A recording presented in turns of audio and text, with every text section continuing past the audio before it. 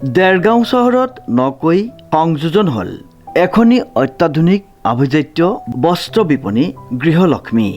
এই ব্যৱসায়িক প্ৰতিষ্ঠানটি শুভ উদ্বোধন কৰে মোহময়ী অভিনেত্ৰী গীতাবালী ৰাজকুমাৰীয়ে। খুব ভাল লাগিছে। প্ৰথমতে কওঁ তেওঁলোকক অশেষ শুভকামনা। আৰু নামটো খুব ভাল লাগিছে গৃহলক্ষ্মী। আৰু মাইকী মানুহখিনিয়ে যিহেতুকে এইখিনি বস্ত্ৰ কিনিবলৈ আহিব প্ৰধানকৈ, গতিকে নামটোৰ সৈতে মানে একদম সংগতিপূৰ্ণ হৈছে নামটো। আৰু খুব ধুনীয়া ধুনীয়া কালেকশ্যন তেওঁলোকে ৰাখিছে। আৰু চবতকৈ ভাল কথা, টচৰ যিখিনি কালেকশ্যন তেওঁলোকে সেইখিনি ৰাখিব, বা কপাহী কাপোৰখিনিও ৰাখিছে আৰু কাষ্টমাইজো কৰি দিব কাপোৰখিনি। গতিকে দেৰগাঁৱৰ একদম মাজত, মানে টাউনৰ একেবাৰে মাজত পাৰ্কিঙৰ সুবিধাও উপলব্ধ। গতিকে মই ভাবিছোঁ সকলো আহক, আহি পেলাই বিপণীখনত চাওক কাপোৰখিনি। খুব সুন্দৰ সুন্দৰ কালেকশ্যন আপোনালোকে লৈ যাব পাৰিব। মানে প্ৰথম কথা খুব ভাল লাগিছে, এতিয়া যুৱক দুজনে আৰম্ভ কৰিছে, তেওঁলোকে মহিলাৰ সকলৰ কাৰণে। আৰু যুৱ প্ৰজন্মৰ প্ৰতিজন যুৱকে যদি এইটো আদৰ্শ হিচাপে লয় যে স্বাৱলম্বিতাৰ এটা পথ হিচাপে লয়, চাকৰিমুখী নহয় ব্যৱসায়মুখীও যদি হয়, আমি সততে অভিযোগ কৰোঁ ন অসমীয়া মানুহে ব্যৱসায় কৰিব নাজানে বুলি। গতিকে কোনে কৈছে, আজিকালি কথাবিলাক সলনি হৈছে। গতিকে খুব সুন্দৰ বিপণী এখন তেওঁলোকে ইতিমধ্যে আৰম্ভ কৰিছে। তেওঁলোকলৈ বহুত শুভেচ্ছা থাকিল, শুভকামনা থাকিল। বিশেষকৈ বাইদেউ আপোনাক আমি আগৰ পৰাই চাই আছো চিনেমা জগতত, নতুন পৰিকল্পনা কিবা আছে নেকি আপোনাৰ? নতুন এতিয়া আপোনালোকে চাবলৈ পাব এখন ছবি। মই কলিকতাৰ ফিল্ম ইণ্ডাষ্ট্ৰীত এইবাৰ কাম কৰি আহিলোঁ। লাভ ইউ জুবিন দা। জুবিন দাৰ ওপৰত এখন ছবি নিৰ্মাণ হৈছে। গতিকে লাভ ইউ জুবিন দাখন হললৈ আহিব। খোজে খোজে জীৱন বুলি আৰু এখন ছবি আহিব। তেনেকৈ দুখনমান আহিব আৰু আপোনালোকে গম পাবই, ছ'চিয়েল মিডিয়া বা নিউজত দেখিবলৈ পাব পৰৱৰ্তী সময়ত।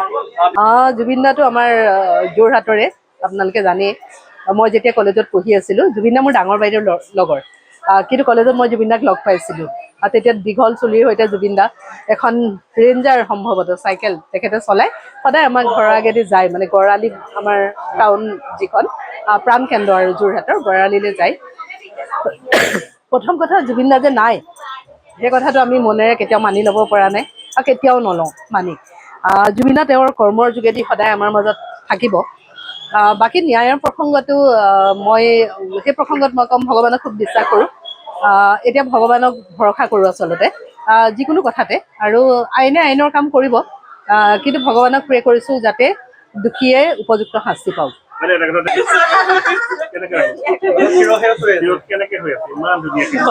প্ৰথমতেতো বহুত ধন্যবাদ কথাটো কোৱাৰ কাৰণে। আচলতে আপোনালোকৰ দৃষ্টিভংগী সুন্দৰ, সেইকাৰণে মোক একেই দেখিছে। কিন্তু তৎসত্বেও মই কওঁ যে মনবিলাক আচলতে যেনেকৈ জুবিন দাৰ মাজত সদায় শিশুসুলভ এজন শিশু আমি দেখা পাওঁ। যদিও জুবিন দা ইমান আমাতকৈ বয়সত বহুত ডাঙৰ আছিলে, কিন্তু সদায় এজন শিশু জুবিন দাকে দেখা পাওঁ। মই মানে একচুৱেলি মই এনেকৈ ভাবোঁ যে মই যিটো চৰিত্ৰ ৰূপায়ণ কৰিম, সমাজত কিবা এটা প্ৰভাৱ এটা পৰিব। এজন মানুহ যদি মই কৰা চৰিত্ৰটোৰ যোগেদি উপকৃত হয়, মই ভাবোঁ সমাজৰ প্ৰতি সেইটো এটা মোৰ বৰঙণি। গতিকে সদায় মই কেৰেক্টাৰটো যেতিয়া মই বাছি লওঁ, তেতিয়া এই কথাবিলাক মই চকুৰ আগত ৰাখোঁ। অকণমান নিগেটিভিটি বস্তুটো মই বেয়া পাওঁ, সদায় পজিটিভ কথাবিলাক ভাল পাওঁ, পজিটিভ মানুহ ভাল পাওঁ। আৰু এটা কথা, মই মোৰ জীৱনত বেলেগক মই স্থান নিদিওঁ, বেলেগৰ চিন্তা চৰ্চাক। মই অকল নিজৰ উৎকৰ্ষ সাধনৰ যোগেদি আন 10জন মানুহক অনুপ্ৰাণিত কৰিবলৈ চেষ্টা কৰোঁ।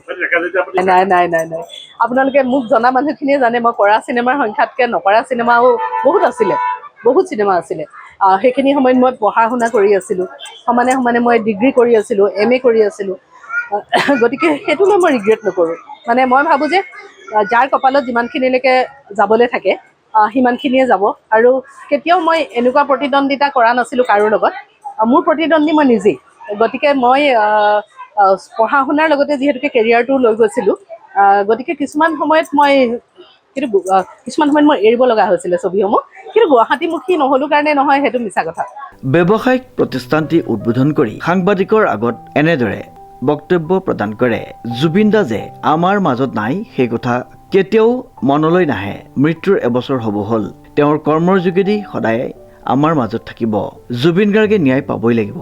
ভগৱানৰ ওচৰত ভৰসা আৰু বিশ্বাস কৰোঁ। আইনে আইনৰ কাম কৰিব, আমি ভগৱানৰ ওচৰত প্ৰাৰ্থনা কৰোঁ দুখীয়ে যাতে শাস্তি পাওক। দেৰগাঁৱত এইদৰে এক গুৰুত্বপূৰ্ণ বক্তব্য ৰাখে অভিনেত্ৰীগৰাকীয়ে।